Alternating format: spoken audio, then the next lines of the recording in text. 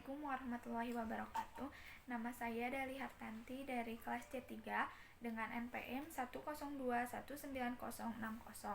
Pada kesempatan kali ini saya akan membahas mengenai sejarah perkembangan akuntansi di dunia dan di Indonesia. Nah, yang pertama itu ada sejarah akuntansi di dunia. Sebelum memasuki bagaimana sih sejarah akuntansi di dunia itu, apakah teman-teman sudah tahu siapa itu Bapak Akuntansi? Nah, Bapak Akuntansi itu ya adalah Luca Paciolo.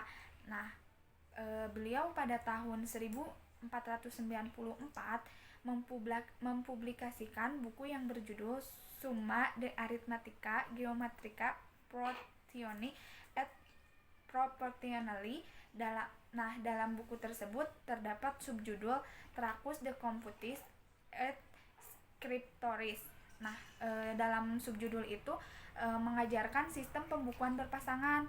Nah, subjudul inilah yang menjadi cikal bakal munculnya akuntansi. Nah, lalu setahun setelah buku tersebut dipublikasikan, akuntansi mulai diterapkan di Italia. Nah, jadi pertama kali akuntansi diterapkan itu di Italia. Nah, De Computis et Scriptoris yang mengajarkan sistem pembukuan berpasangan. Subjudul inilah yang menjadi cikal bakal akuntansi. Nah, seiring berjalannya waktu, akuntansi mulai diakui sebagai disiplin ilmu tersendiri.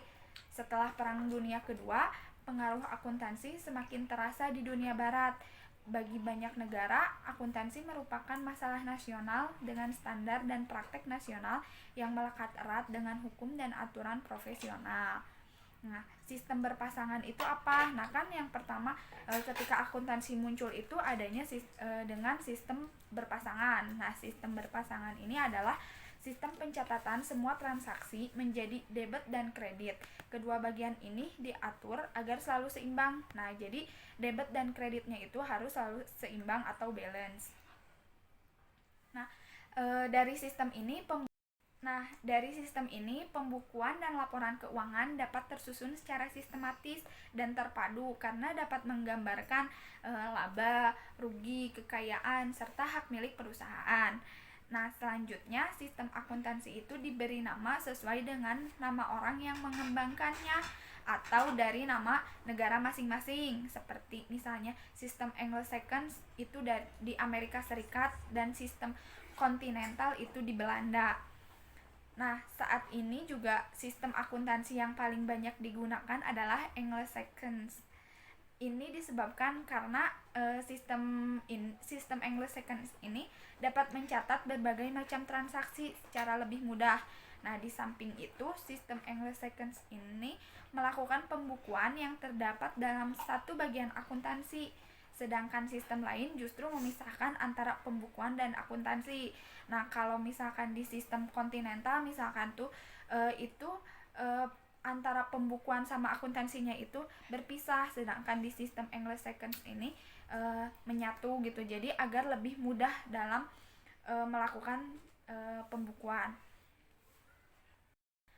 Nah, yang selanjutnya itu ada sejarah akuntansi di dunia.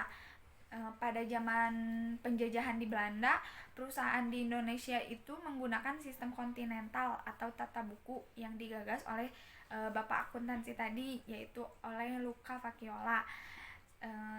Meskipun sama-sama berasal dari pembukuan berpasangan, tetapi akuntansi berbeda dengan tata buku. Setelah tahun 1960, akuntansi cara Amerika atau Anglo-Saxon mulai diperkenalkan di Indonesia. Nah, seiring berjalannya waktu, akhirnya sistem pembukuan di Indonesia pun berganti dari kontinental menjadi Anglo-Saxon.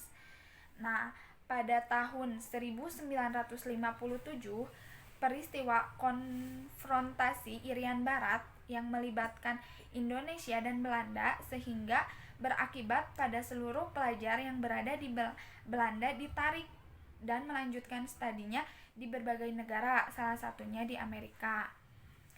Lalu yang kedua itu penanaman modal asing atau PMA.